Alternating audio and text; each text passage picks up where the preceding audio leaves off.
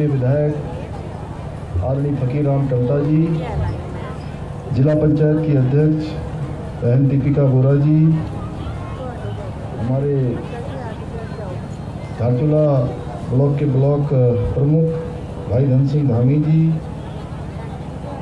मंच पर उपस्थित हमारे इस क्षेत्र की ब्लॉक प्रमुख बहन भावना देवी जी, पूर्व ब्लॉक प्रमुख नरेंद्र सिंह रावत जी जिन्होंने महोत्सव की नींव रखी, हमारे मतोलिया जी, वीरेंद्र सिंह बोरा जी, समिति के अध्यक्ष जिन्होंने काफ़ी यहाँ पर प्रयास करके इस महोत्सव को आयोजित करवाया है, भाई राजेंद्र सिंह पांगती जी, उपाध्यक्ष श्री जितेंद्र ज्येष्ठा जी, मनोज सयाना जी, रवि बुर्जवाल जी, हरीश जी और पूरी इस सभी को महोत्सव को संचालन करने वाली पर्दे के पास सभी समिति के सदस्यगण, भाई लक्ष्मू पांगती जी जो संचालन कर रहे हैं, एवं इस कार्यक्रम में उपस्थित हमारे बहुत सीनियर नेता श्री रुद्र सिंह पंडा जी, लोकेश धर जी, प्रदीप रावत जी एवं सभी हमारे आए हुए बड़े बुजुर्ग, सभी उपस्थित माताएं, बहनें, मेरे नौजवान साथियों और जिन स्कूल के बच्चों ने अपना बहुत शानदार प्रस्तुतिकरण यहाँ पर झांकियों के माध्यम से, अन्य माध्यम से, हमारे सभी लोक कलाकार बंधु जो छिपला से आए हैं, केदार से आए हैं, अनेकों स्थानों से जो यहाँ पहुँचे हैं, और मेरे छात्र एवं छात्राएं, उपस्थित पत्रकार मित्रों, छायाकार बंधु, आप सब लोगों ने यहाँ मेरे पहुँचने पर हमारे प्रशासन के जिलाधिकारी जी, हमारे पुलिस के कप्तान साहब और सभी अधिकारीगण, कर्मचारीगण,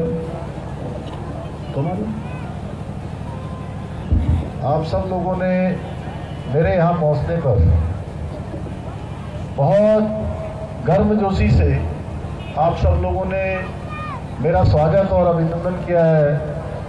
मैं भी इस हिमनगरी मुंशियारी पहुँचने पर आप सबने मेरा स्वागत किया है। स्वागत और अभिनंदन एक तरफा नहीं होना चाहिए, ये दो तरफा होना चाहिए। मैं भी आप सबको हाथ जोड़कर, सिर झुकाकर आप सबको प्रणाम करता हूँ, आप सबका अभिनंदन करता हूँ। भाइयों बहनों, यह अत्यंत ही गौरवशाली पल है कि मुझे इस 8 वर्ष पूरे होने पर मुंशियारी महोत्सव, जो कि विश्वविख्यात महोत्सव के रूप में धीरे धीरे प्रचलित हो रहा है, आप सबके बीच में आने का शुभ अवसर प्राप्त हुआ है। और सच में यह जो कहा जाता है कि आखिर क्यों, ये यही आकर समझा जा सकता है कि सार संसार एक मुंशियार क्यों कहा जाता है। मुंशियारी का सौंदर्य पूर्णिमा की रात में चमकने वाले उस चंद्रमा की तरह है जो अपनी आभा से समस्त जगत को, समस्त पृथ्वी को कांतिमान कर देता है। यह जवाहर की पावन भूमि जहाँ नैसर्गिक सौंदर्य से परिपूर्ण है, वहीं इसका इतिहास भी बहुत गौरवशाली रहा है। मैं बचपन से ही इस क्षेत्र की जो प्राकृतिक सुंदरता है उसके प्रति बहुत आकर्षित रहा हूँ, बहुत मेरा यहाँ से मोह रहा है। अपने बहुत बचपन में मैं कभी अपने पूज्य पिताजी जो अभी संसार में नहीं है, उनके साथ पहली बार मुंशियारी आया, तब मैंने मुंशियारी के प्राकृतिक सौंदर्य को देखा था और मैं सच बताऊं तो बहुत ही मंत्रमुग्ध हो गया। और इसके चारों तरफ जो डाणे काणे जो हमारे ये दिखाई देते हैं, उनसे जब छोड़कर इसको जाओ, कभी आगे निकलो तो उधर आगे जो थोड़ा आगे जाएंगे तो बोलते हैं निशान लगता है। यहाँ क्या कहते हैं,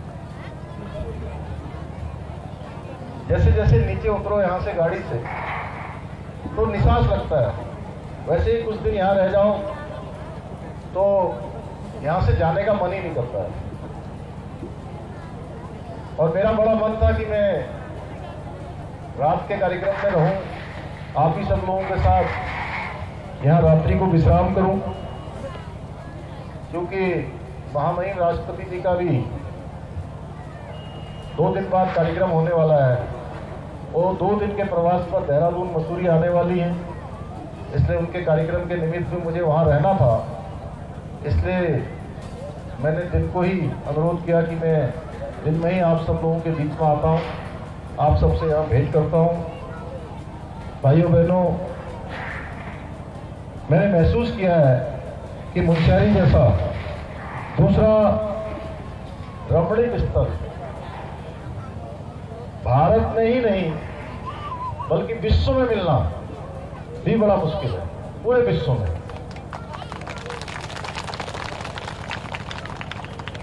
जहां जोहार की धरती ने कई महान समाज सेवकों, चिंतकों, खिलाड़ियों और प्रशासकों की कर्मभूमि रही है। इस अवसर पर मैं अंतर्राष्ट्रीय ख्याति प्राप्त भू सर्वेक्षक में से एक पंडित नैन सिंह जी, पंडित किशन सिंह जी, पंडित मानी सिंह जी और पंडित कल्याण सिंह जी को सादर नमन करता हूँ। ये वो विभूतियाँ थी जिन्होंने अपने कदमों से संपूर्ण हिमालय को नापा और हिमालयी क्षेत्र की वास्तविक भौगोलिक परिस्थितियों से विश्व का परिचय कराया।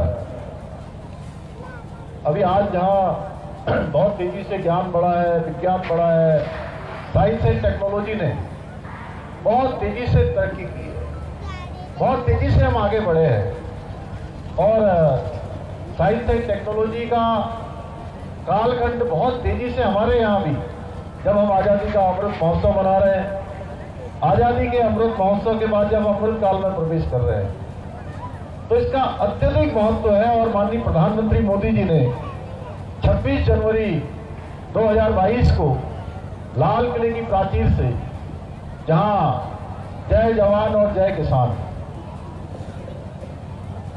लाल बहादुर शास्त्री जी ने नारा दिया जय जवान जय किसान, और उस पर अटल बिहारी वाजपेयी जी ने जय विज्ञान जोड़ा और प्रधानमंत्री मोदी जी ने उस पर जय अनुसंधान जोड़ दिया। जय जवान जय किसान जय विज्ञान और जय अनुसंधान। तो हम अनुसंधान के क्षेत्र में आगे बढ़ रहे हैं। कल्पना जी कीजिए, उस समय जब इनके पास किसी प्रकार की कोई सुविधा नहीं थी, ना आधुनिक यंत्र थे, न ही संचार का कोई साधन था, विषम परिस्थितियों से मुकाबला करने के लिए इनके पास सिर्फ केवल और केवल दृढ़ इच्छा शक्ति थी, संकल्प शक्ति थी, कल्पना शक्ति थी। उस समय पर भी जिस सटीकता से इन महामानवों ने सर्वेक्षण का कार्य किया, उसकी जितनी प्रशंसा की जाए, जितना उनको प्रेरक माना जाए, जितना उनका पाथेय माना जाए, वह कम है। जो पंडित नैन सिंह जी ने और पंडित कल्याण सिंह जी ने, पंडित मानी सिंह जी ने, पंडित कल्याण सिंह जी ने जो है हम सबके सामने रखा। भाइयों बहनों, इन्हीं महान विभूतियों द्वारा किए गए भूवैज्ञानिक अन्वेषण तिब्बत क्षेत्र को दुनिया के मानचित्र में प्रतिस्थापित करने में भी सहायता मिली है। आज भी इनके द्वारा किए गए सर्वेक्षण को आधार मानकर वैज्ञानिक अपनी रिसर्च को आगे बढ़ा रहे हैं। मैं कल गया था नौसेना के नेवी डे के दिवस पर अवसर, तो मैंने वहां देखा किस प्रकार से इन्हीं सबको आधार मानते हुए पूरा का पूरा नौसेना ने डिजिटाइजेशन का काम कर दिया है। अब जो हमारे नक्शे थे, जो मानचित्र होते थे, उन मानचित्रों को बड़े बड़े नक्शों में उतारने का काम कम हो जाएगा धीरे धीरे। वो सारे के सारे डिजिटल होते जा रहे हैं। कहीं ना कहीं उसके आधार बिंदु, उनके स्तंभ बिंदु के रूप में पंडित नैन सिंह जी और कल्याण सिंह जी और किशन सिंह जी का नाम हमेशा स्वर्ण अक्षर से रखा जाएगा। भाइयों बहनों, पर्वतारोहण की बात की जाए तो हरिश्चंद्र सिंह रावत जी, हुकुम सिंह रावत जी और अभी जिनका भाई हरीश ने बार बार यहाँ से उल्लेख किया, जिनसे मेरा भी बहुत नजदीक का परिचय रहा है और बार बार अनेकों कार्यक्रमों में मिलना होता है। भाई लवराज सिंह धर्मशत्रु और सविता मर्तोलिया को कौन भूल सकता है। और लवराज सिंह धर्मशत्रु ने तो 7 बार एवरेस्ट फतह कर भारत का नाम पर्वतारोहण के क्षेत्र में अमर कर दिया। इस धरती के बाबू राम सिंह शेर सिंह पांगती ने जहां इतिहास लेखन में ख्याति अर्जित की, वहीं इस धरती के सपूत RS टोलिया रघुनंदन सिंह टोलिया ने उत्तराखंड के मुख्य सचिव के रूप में रहकर तमाम प्रकार से जो हमारा नैनीताल में ATI संस्थान है, उस संस्थान को भी एक नया स्वरूप प्रदान किया। वह भी हमारे लिए अविस्मरणीय कार्य है।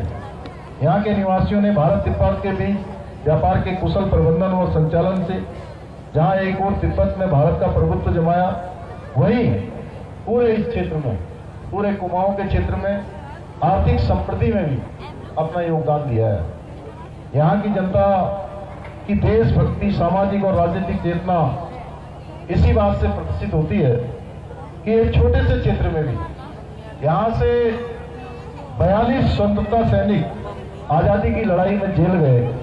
उनमें से एक त्रिलोक सिंह पांगती ने अपनी शहादत दी इस देश की आजादी और एकता, अखंडता और स्वतंत्रता के आंदोलन में दी।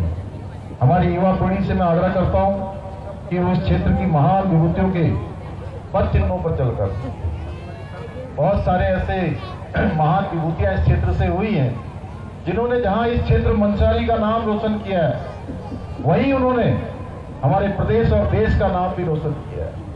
अनेकों क्षेत्रों में अपनी उपलब्धियां अर्जित की हैं, अनेकों ख्याति प्राप्त की है, अनेकों ऐसे विशिष्ट कार्य किए हैं कि हमारी नई पीढ़ी इन विभूतियों के पद चिन्हों पर चलकर आगे बढ़कर भारत और उत्तराखंड के नाम को देश और दुनिया में रोशन करे।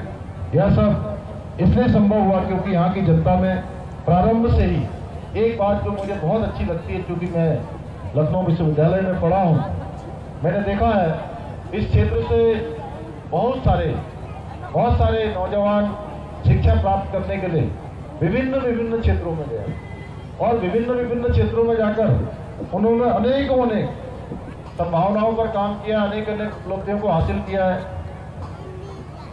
और इसके पीछे सामाजिक शिक्षा प्रारंभ से ही राष्ट्रीय मुद्दों के प्रति उनके मन में जो जागरूकता रही है, उसी के कारण से यह संभव हुआ है।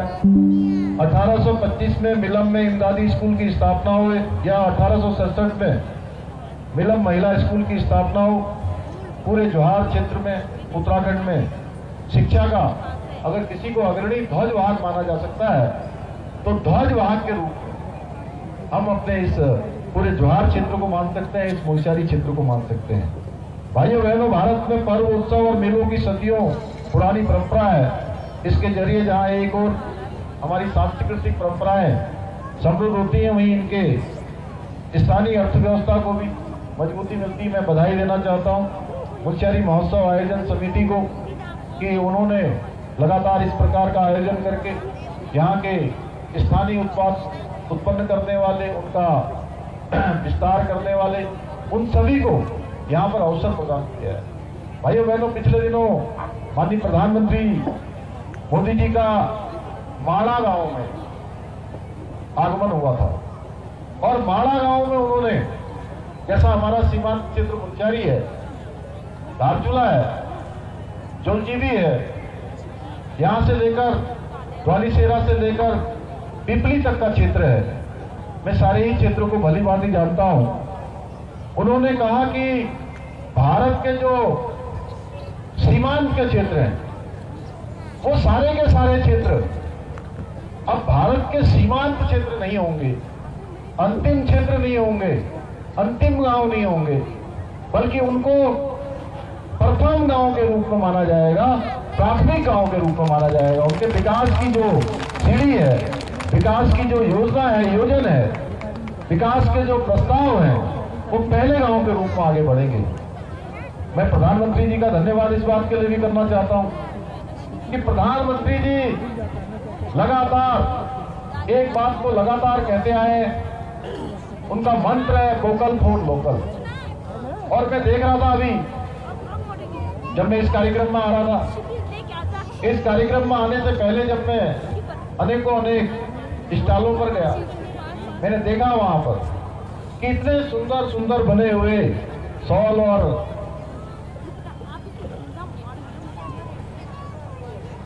पश्मीना टोपी, यहाँ के अभी धन, इन सबको प्रोत्साहित करने के लिए उन्होंने पूरे देशवासियों से ये अनुरोध किया है कि आप किसी भी यात्रा में जाएं, उस यात्रा में आपकी जो कुल धनराशि खर्च होती है उसमें से 5% धनराशि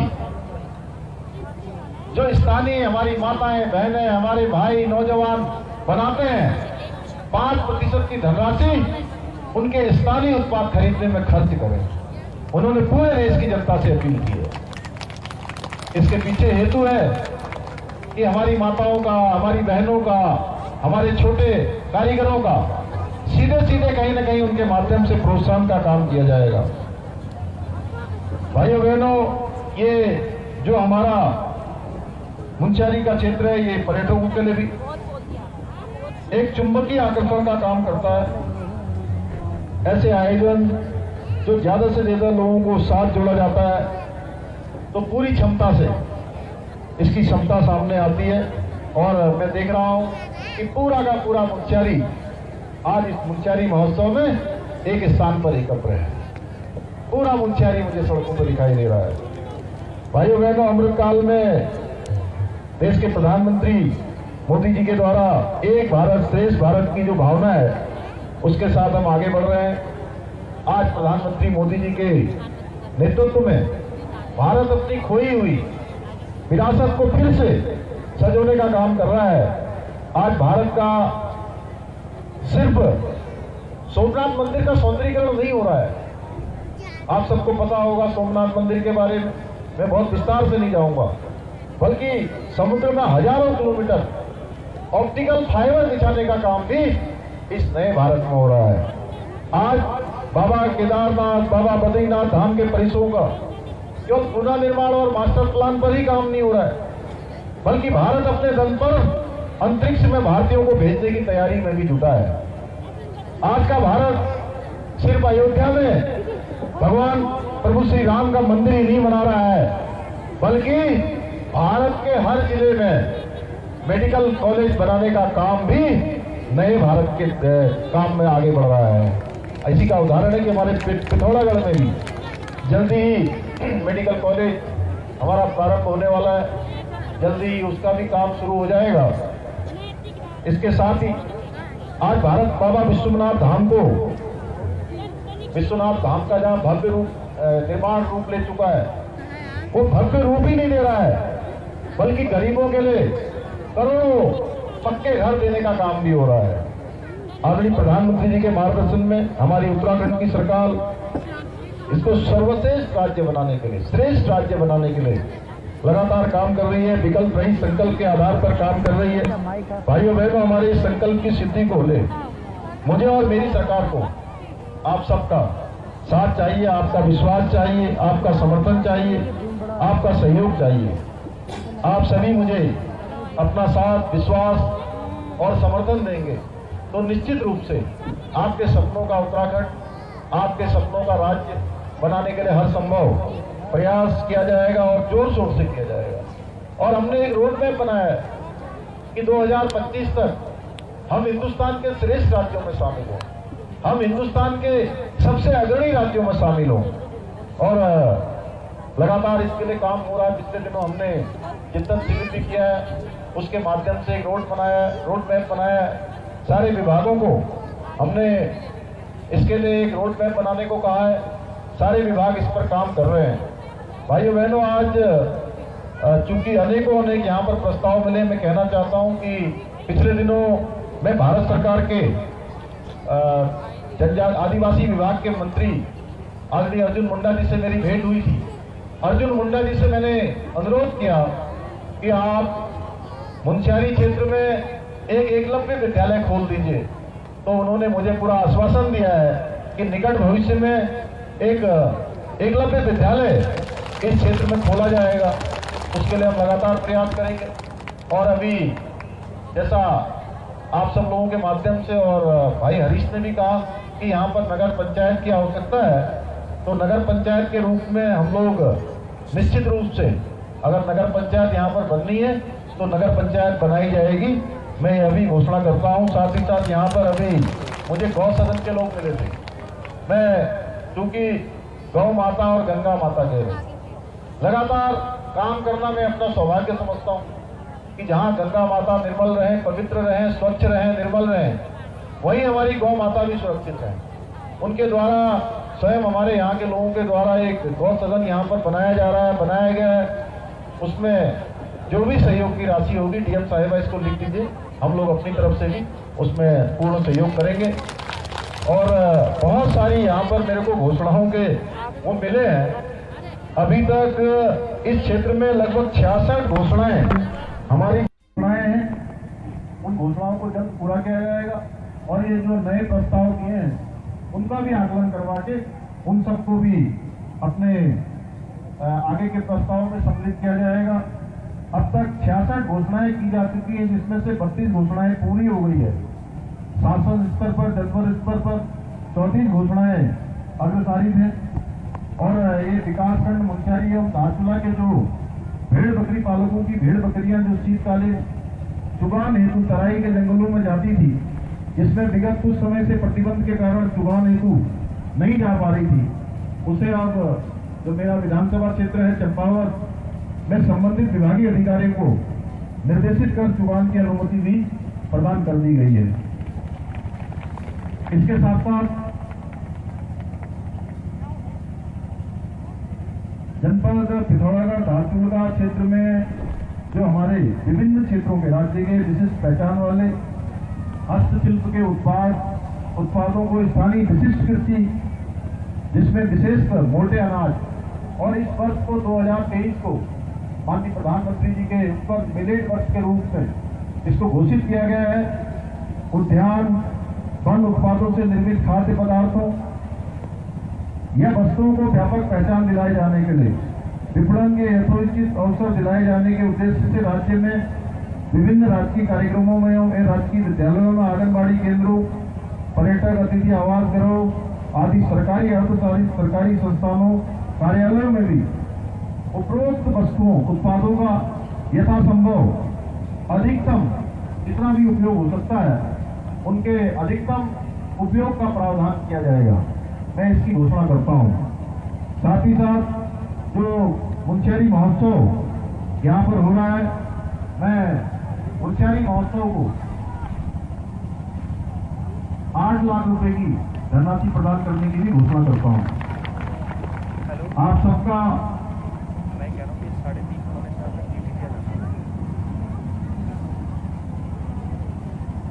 अभी चूंकि इस क्षेत्र में हमारा उद्देश्य है कि पूरे उत्तराखंड के समूचे क्षेत्रों में एक समान विकास को उसको लेकर मैंने सभी माननीय विधायकगणों से सभी के अपने अपने क्षेत्रों के 10 प्रमुख जो वहाँ की जरूरतें हैं उनके अनुरूप उनसे प्रस्ताव मांगे हैं। और यहाँ की जो सड़कें हैं उन सड़कों पर भी विशेष रूप से ध्यान दिया जाएगा। और पूरे प्रदेश के अंदर हमने अभियान चलाया है कि जो मुख्य सड़कें हैं वो सभी गड्ढा मुक्त हों। और एक बोना में आलू राजमा के क्षेत्र में काफी अग्रणी जो हमारा गांव है, वहां पर गार्डर का पुल स्टील गार्डर का है, उसके लिए जल्दी ही उस पर भी कार्य किया जाएगा। पुनः आज के अवसर पर मैं आप सभी का बहुत हृदय की गहराइयों से आप सबका धन्यवाद करते हुए और आप सबको एक विश्वास दिलाते हुए कि जो आप सबके संकल्प हैं, जो आप सबकी अपेक्षाएं हैं, आशा है, विश्वास है, उसके अनुरूप सभी कामों को आगे बढ़ाया जाएगा। उत्कृष्ट उत्तराखंड और उत्कृष्ट मुंशियारी बनाने के लिए हर संभव प्रयास किया जाएगा। पुनः एक बार आप सभी का धन्यवाद करते हुए मैं अपनी बात को समाप्त करता हूँ। बहुत बहुत धन्यवाद। जय हिंद, जय भारत, जय उत्तराखंड, भारत माता की।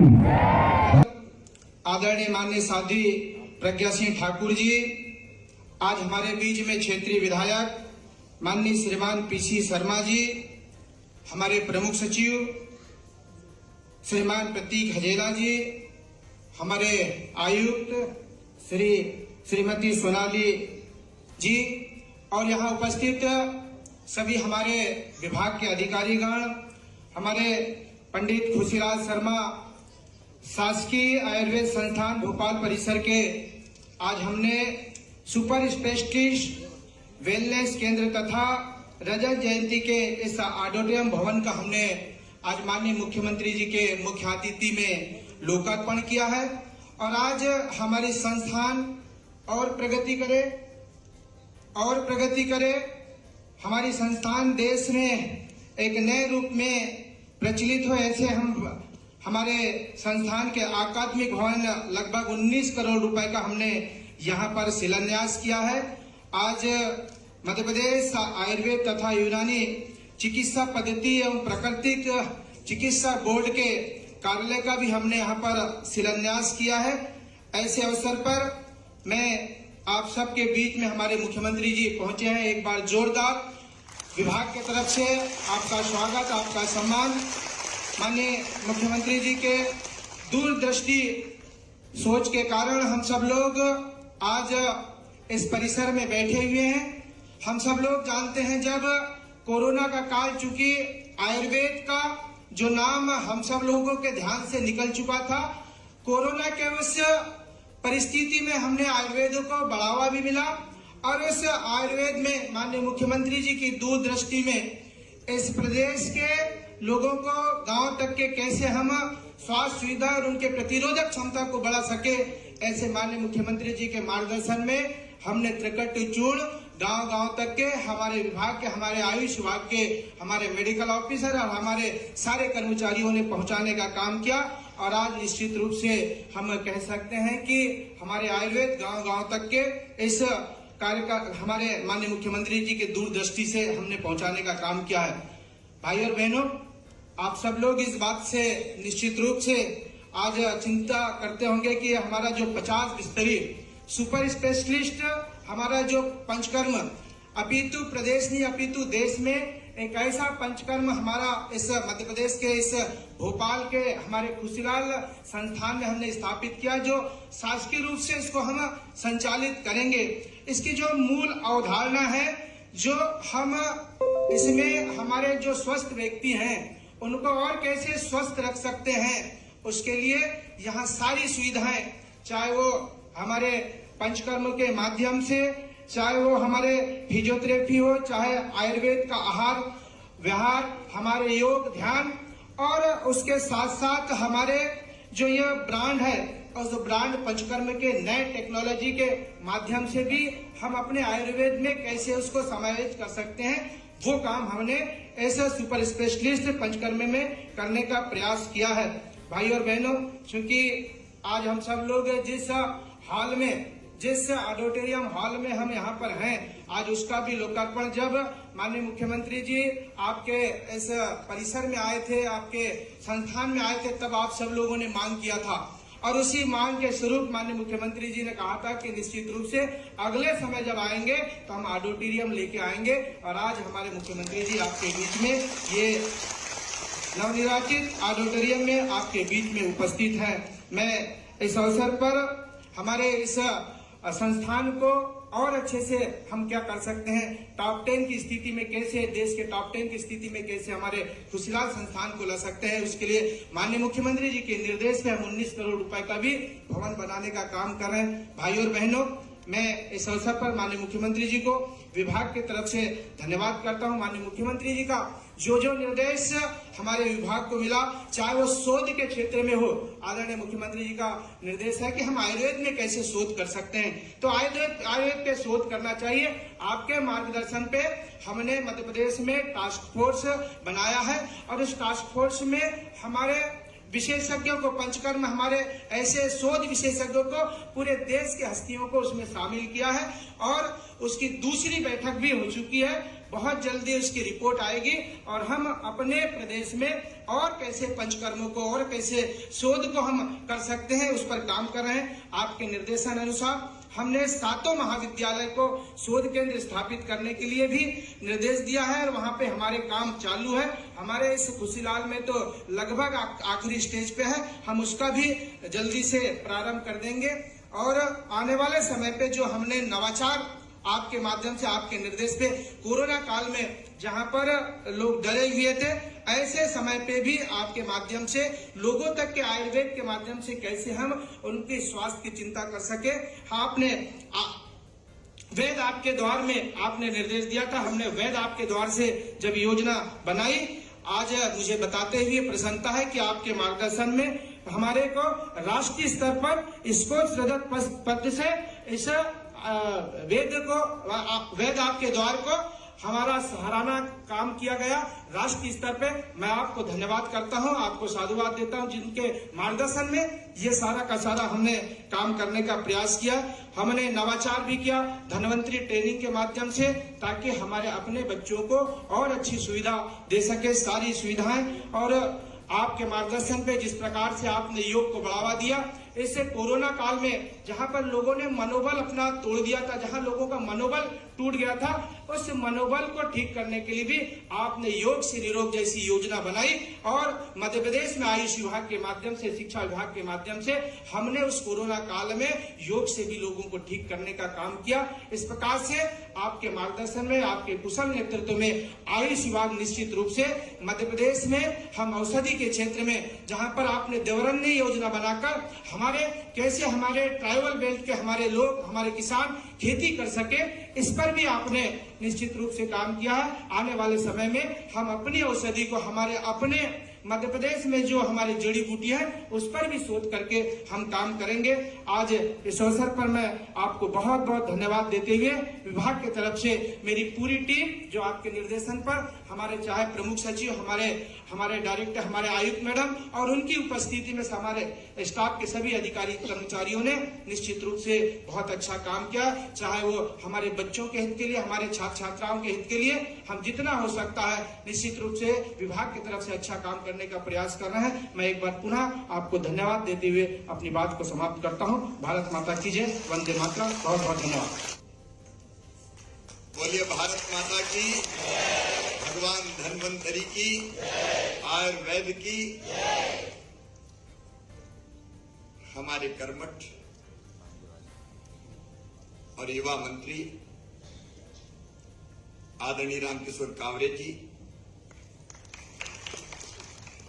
हमारी दीदी जो भोपाल की कर्मठ और यशस्वी सांसद हैं,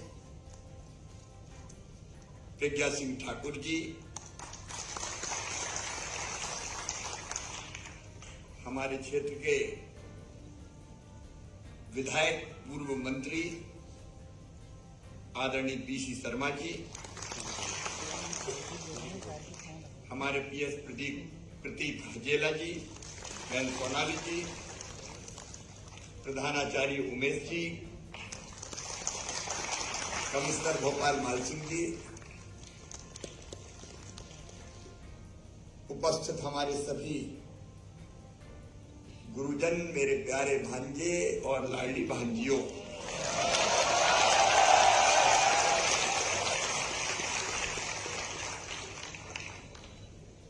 कोविड के बाद आयुर्वेद का डंका पूरी दुनिया में अब फिर से बज रहा है।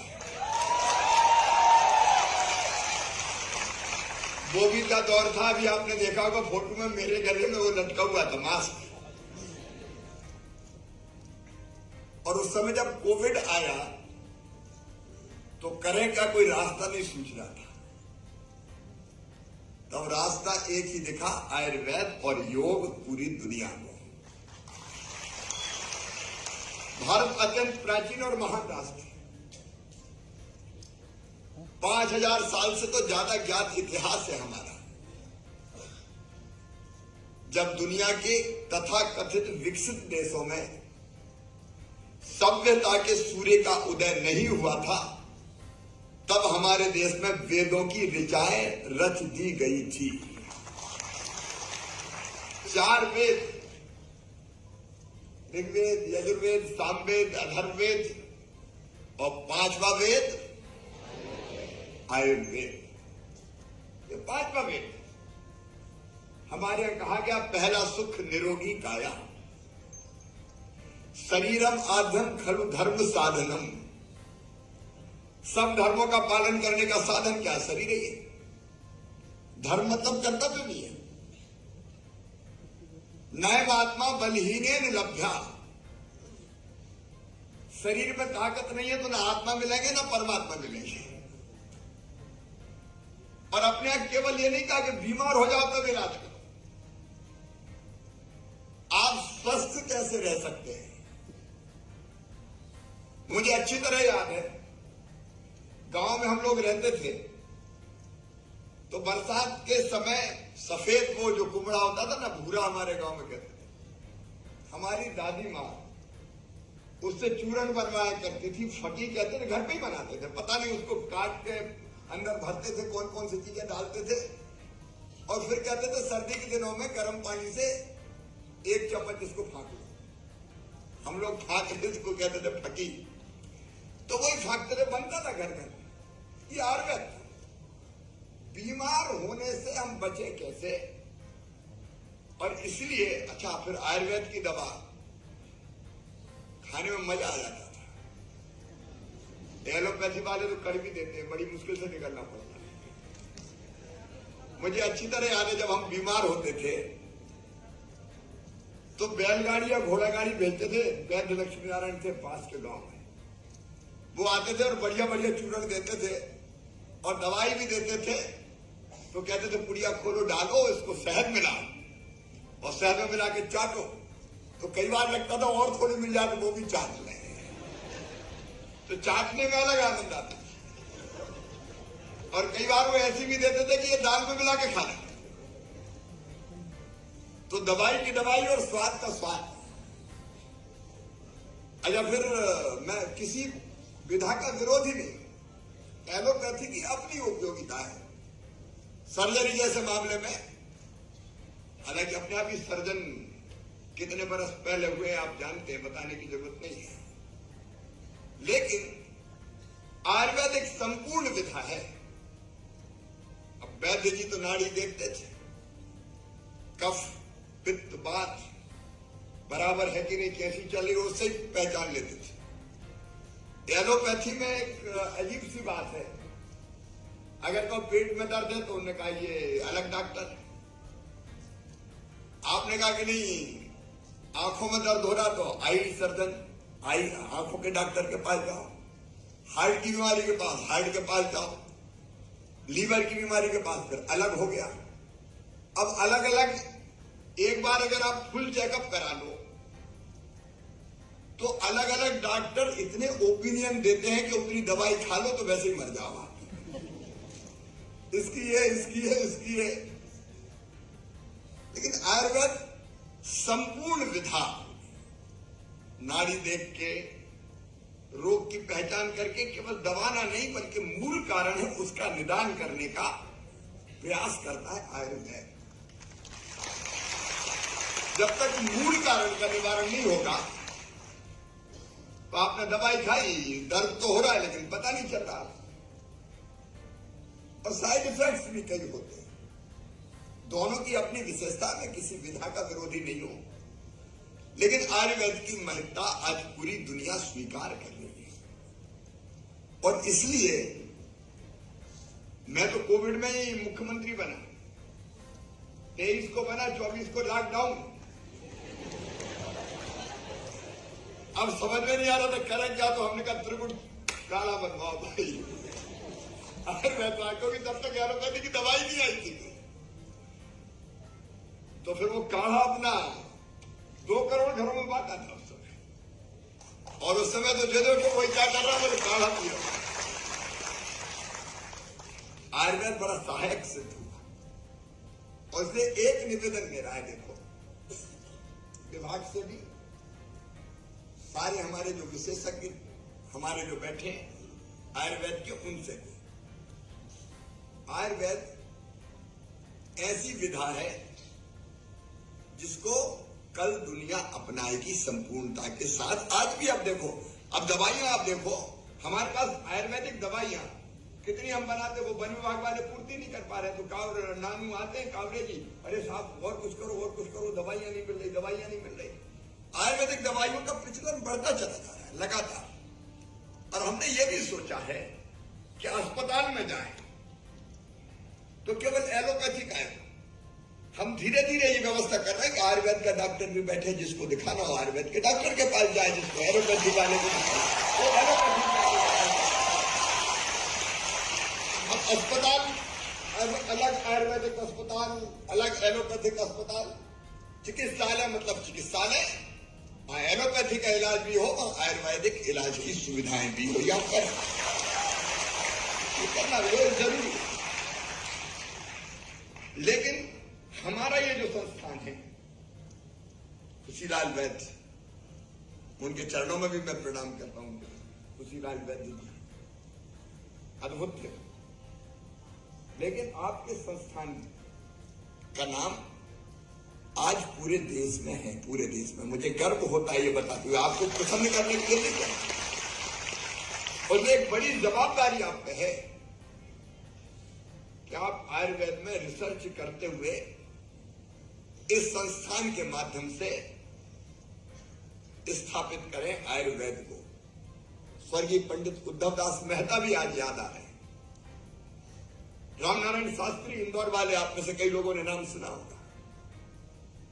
ये उस जमाने में ऐसे थे कि जो देखो इन्हीं के पास जाता था इलाज कराने।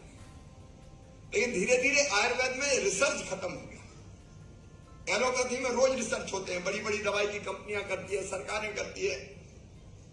और इसलिए मेरी इच्छा थी कि हम रिसर्च शुरू करें, और आपने बताया रिसर्च लैब बन गई है। यहां रिसर्च होना चाहिए आयुर्वेद में, नई बीमारी तो दवाइयां कौन सी, नित्य नए रिसर्च होते रहे, शोध होते रहे, तो आयुर्वेद रिसर्च से आगे बढ़ेगा। नहीं तो एक जमाने के बाद रिसर्च नहीं हुई तो आगे नहीं बढ़ा। आपको जो संसाधन चाहिए हम देंगे, जो संसाधन चाहिए, लेकिन रिसर्च का सेंटर बने, ये शोध का सेंटर बने। ये आप ये संकल्प आज लीजिए,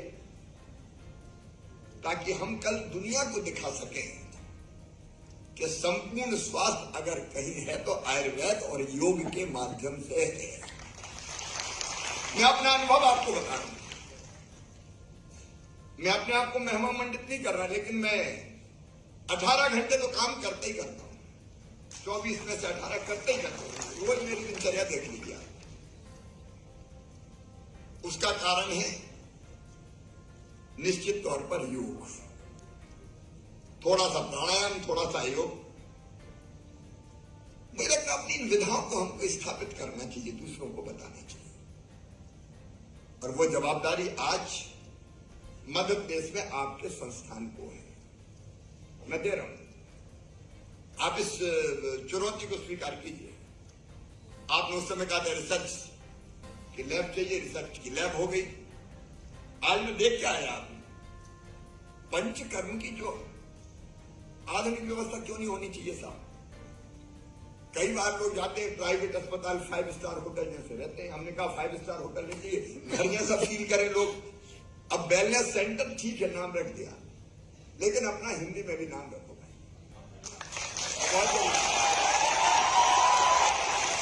हर चीज अपन अंग्रेजी में काय को चलाएं भैया। ये अंग्रेज चले गए, लेकिन उस समय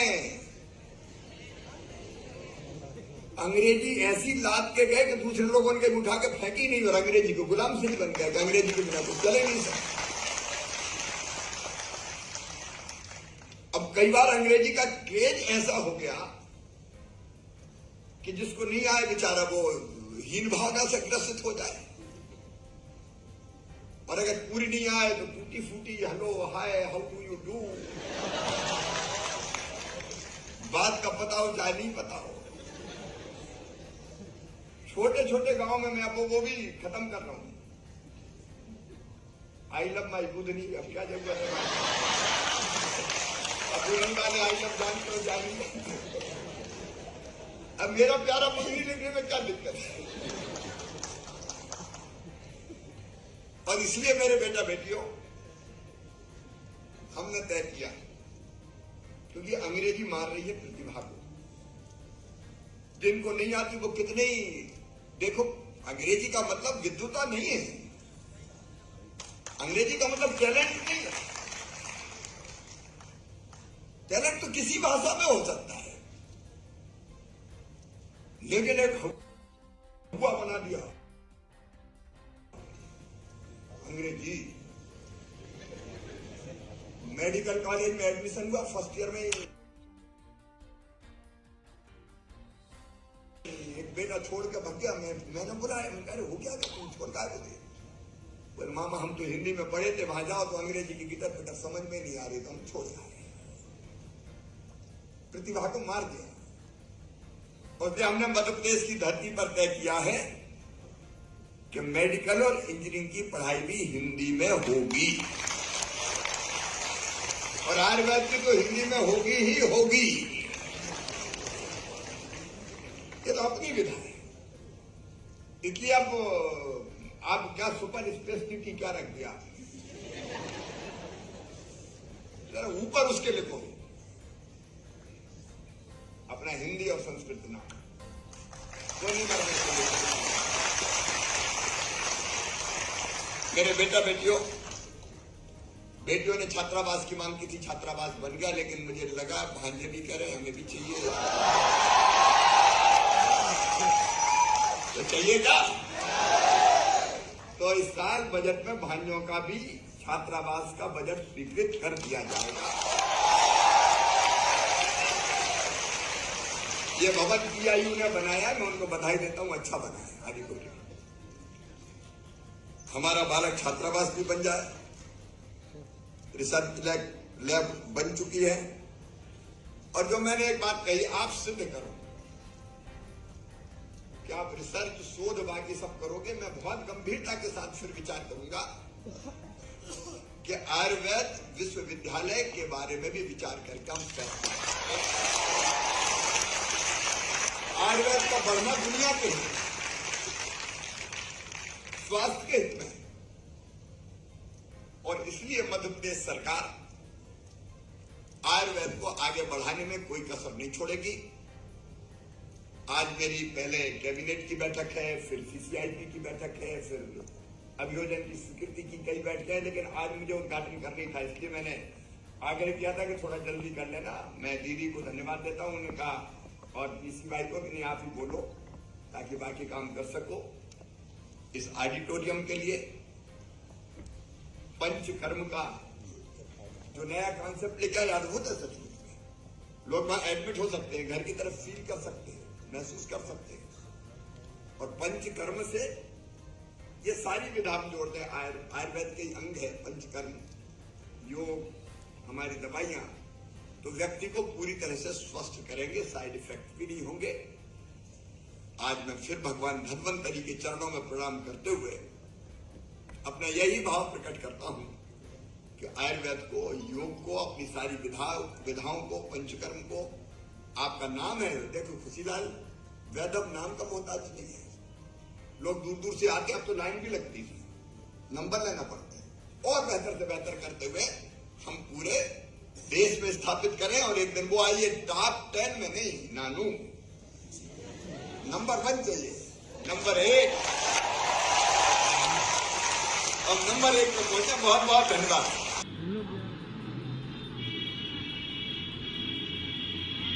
बहुत इस वक्त भारत रत्न बाबा साहब डॉक्टर भीमराव अंबेडकर की आज के इस पावन महापरिनिर्वाण दिवस के अवसर पर मंच पर उपस्थित प्रदेश सरकार के मेरे वरिष्ठ सहयोगी उप मुख्यमंत्री श्री केशव प्रसाद मौर्य जी, उप मुख्यमंत्री श्री ब्रजेश पाठक जी, प्रदेश सरकार में समाज कल्याण विभाग के मंत्री श्री असीम अरुण जी, उत्तर प्रदेश अनुसूचित जाति वित्त एवं विकास निगम के अध्यक्ष डॉक्टर लालजी प्रसाद निर्मल जी,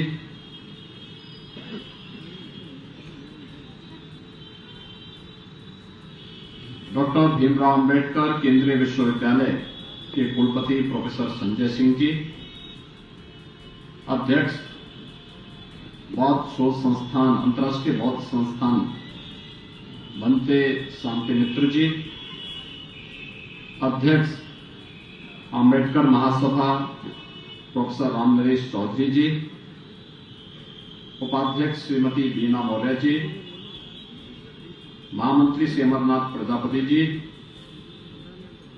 कोषाध्यक्ष डॉक्टर सत्या दोहरे जी,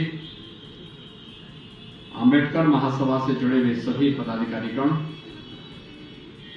आज के इस कार्यक्रम में उपस्थित सभी सम्मानित भंते और बौद्ध भिक्षुगण, बाबा साहब भीमराव अम्बेडकर के जीवन मूल्यों से प्रेरणा प्राप्त करने वाले सभी उपस्थित भाइयों बहनों, मैं प्रदेश शासन की ओर से इस महामानव जिनके कारण आज दुनिया के हर वह वंचित दवा कुशला व्यक्ति एक नया प्रकाश और नई प्रेरणा प्राप्त करता है, ऐसे महामानव बाबा साहब डॉक्टर भीमराव अम्बेडकर जी को उनके इस महापरिनिर्वाण दिवस के अवसर पर विनम्र श्रद्धांजलि अर्पित करता हूं। मित्रों, हम सब जानते हैं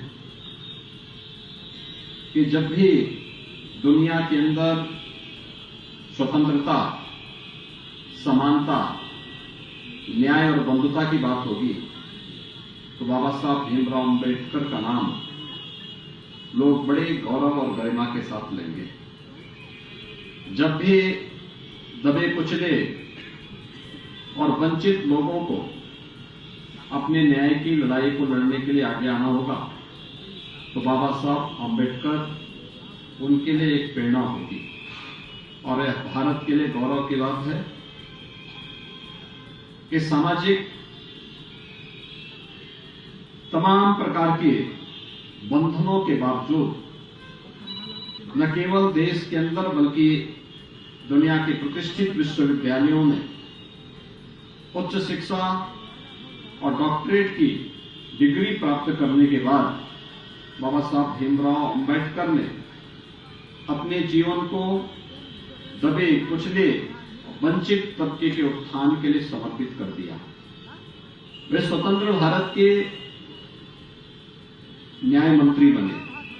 विधि और न्याय मंत्री के रूप में उन्होंने भारत को एक नई दिशा दी और उनके द्वारा जो डायरेक्शन उस कालखंड में दिए गए थे वह भी आज भी वह उतने ही प्रासंगिक बने हुए हैं जो 1940 और 50 के दशक में जिनकी प्रासंगिकता और जिनकी आवश्यकता थी।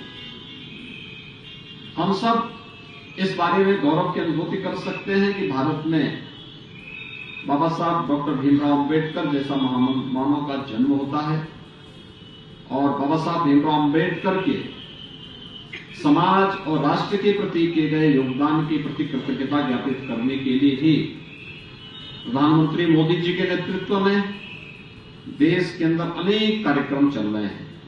आपने देखा होगा बाबा साहब भीमराव अम्बेडकर से जुड़े हुए जो 5 प्रमुख स्थल हैं उन्हें पंचतीर्थ के रूप में विकसित करने का काम देश के अंदर प्रधानमंत्री मोदी जी के नेतृत्व में हुआ।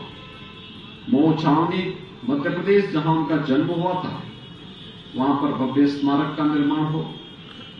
दिल्ली में जहां पर बाबा साहब भीमराव अम्बेडकर ने अपने सार्वजनिक जीवन को आगे बढ़ाया था वहां पर एक भव्य स्मारक बाबा साहब भीमराव अम्बेडकर का सांस्कृतिक केंद्र और स्मारक बनकर के तैयार हो गया है, जिस पर कार्य जो वर्तमान में लोगों की श्रद्धा का एक भव्य स्मारक बना हुआ है। बाबा साहब भीमराव अम्बेडकर ने अपनी उच्च शिक्षा इंग्लैंड के जिस भवन में रह करके अर्जित की थी उसे भारत सरकार ने लेकर के और देश के वंचित और दलित बच्चों को उच्च शिक्षा अध्ययन के लिए जो इंग्लैंड जाना चाहते हैं उनके लिए छात्रावास के रूप में और स्मारक के रूप में बदलने का काम किया है। स्पेशल स्कॉलरशिप भी उसके लिए जारी की है। बाबा साहब ने नागपुर की जिस धरती पर दीक्षा ली थी और दीक्षा भूमि को भव्य स्मारक के रूप में बनाने और अंतिम यात्रा जिस चैत्य भूमि मुंबई में हुई थी उसे भी भव्य स्मारक का स्वरूप देने का कार्य तो प्रधानमंत्री मोदी जी के नेतृत्व और मार्गदर्शन में देश के अंदर हुए हैं। बाबा साहब भीमराव अम्बेडकर से जुड़े हुए इन पंच तीर्थों को पंच तीर्थ के रूप में विकसित करने का कार्य ये बाबा साहब भीमराव अम्बेडकर के देश और समाज के प्रति किए गए योगदान के प्रति कृतज्ञता ज्ञापित करने का कार्यक्रम है। भाइयों बहनों, हम इस बात को जानते हैं कि बिना भेदभाव के शासन की योजना गरीब को पहुंचा देना। आज प्रदेश में 45 लाख गरीबों को प्रधानमंत्री आवास और मुख्यमंत्री आवास योजना की सुविधा का लाभ बिना भेदभाव के मिला है। आज देश के अंदर 2 करोड़ 61 लाख गरीबों को फ्री में शौचालय उपलब्ध करवाने का कार्य इस शासन की स्वच्छ भारत योजना के अंतर्गत प्राप्त हुआ है। 1 करोड़ 63 लाख से अधिक गरीब परिवारों को प्रदेश के अंदर हम लोगों ने विद्युत के निःशुल्क कनेक्शन उपलब्ध करवाने का कार्य किया। कोविड कालखंड में 15 करोड़ गरीबों को उत्तर प्रदेश में और 80 करोड़ गरीबों को देश के अंदर फ्री में राशन देने का काम सरकार कर रही थी। यह संवेदना बाबा साहब भीमराव अंबेडकर की देन है। किसी भी लोकप्रिय सरकार को संवेदनशील होना होगा और उस संवेदना का प्रभाव आज किस रूप में है आपने देखा होगा।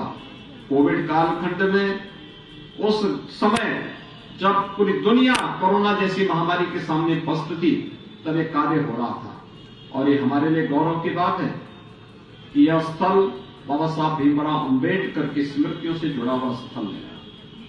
डॉक्टर लालजी प्रसाद निर्मल जी ने उनकी टीम ने इस स्थल पर इन कार्यक्रमों के माध्यम से अनेक ऐतिहासिक कार्यक्रमों को आगे बढ़ाया है और आज अंबेडकर महासभा के द्वारा यहां पर जो कार्यक्रम किए जाते हैं, बाबा साहब भीमराव अंबेडकर की प्रेरणा से जो कार्यक्रम उन्होंने आगे बढ़ाए हैं, आज उसका परिणाम है कि उत्तर प्रदेश में भी बाबा साहब भीमराव अंबेडकर का एक भव्य सांस्कृतिक केंद्र और स्मारक का निर्माण कार्य उत्तर प्रदेश सरकार यहां पर करने जा रही है।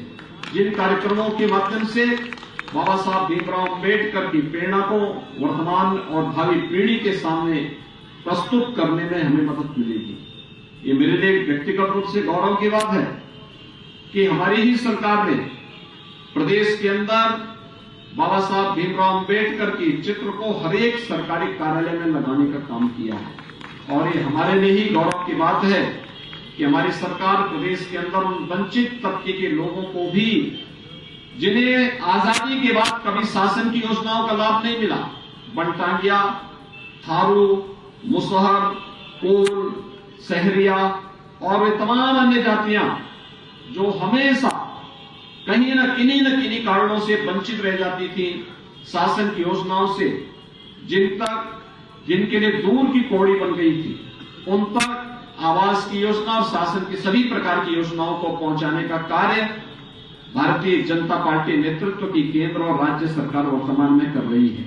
और इसीलिए आज बाबा साहब भीमराव अंबेडकर की इस महापरिनिर्वाण दिवस के अवसर पर मैं एक बार फिर से उत्तर प्रदेश शासन की ओर से उन्हें नमन करते हुए विनम्र श्रद्धांजलि अर्पित करता हूं और इस बात के लिए आश्वस्त करता हूं कि राज्य सरकार हर दबे कुचले और उस तबके के साथ में जो कभी शोषण का शिकार रहा है, अन्याय का शिकार रहा है, बाबा साहब भीमराव अंबेडकर आज आजादी के अमृत महोत्सव वर्ष में जब हम कार्यक्रमों के साथ जुड़ रहे हैं तो आज भी वह प्रासंगिकता बनी हुई है जो बाबा साहब भीमराव अंबेडकर ने देश की आजादी के बाद संविधान सौंपते समय इस बात का उद्घोष किया था कि संविधान की मूल आत्मा स्वतंत्रता, समानता, न्याय और बंधुता में है और इन सभी मूल्यों के लिए आज भी हम सब पूरी प्रतिबद्धता और तन्मयता के साथ लगे हुए हैं।